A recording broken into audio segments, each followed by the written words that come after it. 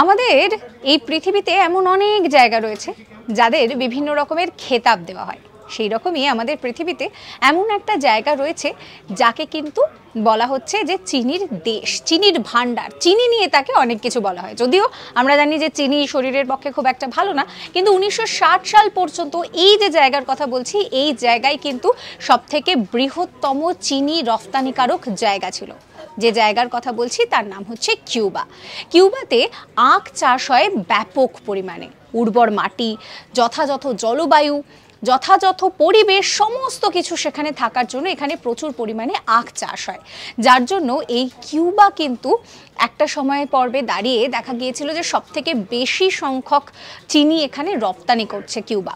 এবং শুধু তাই নয়, যখন বিভিন্ন রকমের যুদ্ধ, বাধা, বিপত্তি এত কিছু এসেছে, তাতেও কিন্তু কিউবা কখনো পিছিয়ে আসেনি তার এই চিনি উৎপাদনের ক্ষেত্রে। এইরকম সমস্ত কন্টেন্টের জন্য সাবস্ক্রাইব করতে ভুলবেন না আজ তাক বাংলার ইউটিউব চ্যানেলকে।